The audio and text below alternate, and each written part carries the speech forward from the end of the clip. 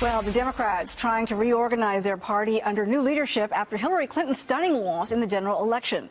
Senators Bernie Sanders and Elizabeth Warren appear to be the most high-profile figures left standing as the party looks to bounce back. Brian Yennis joins us now live from our New York City newsroom with more on this part of the story. Brian, are both Sanders and Warren saying what the Democratic Party does now?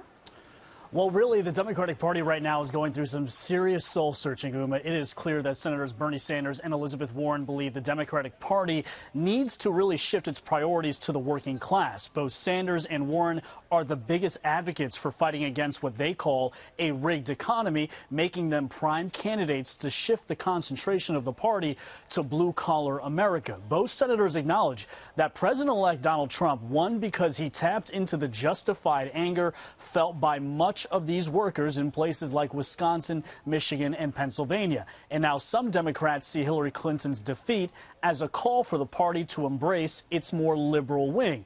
Sanders tweeting, quote, "The Democratic Party has to be focused on grassroots America and not wealthy people attending cocktail parties." Now, both senators say they are willing to work with Mr. Trump, but they will also fight him when necessary. Bigotry in all its forms. We will fight back against attacks on Latinos, on African Americans, on women, on Muslims, on immigrants, on disabled Americans, on everyone. Now, Republicans control the House, the Senate, the White House, majorities of state legislatures and governorships. Democrats have little time to regroup. They have 25 seats to defend in the Senate in 2018, half of which are in states President-elect Trump won or narrowly lost. Uma? So, Brian, any word yet on who will lead the Democratic National Committee at this point?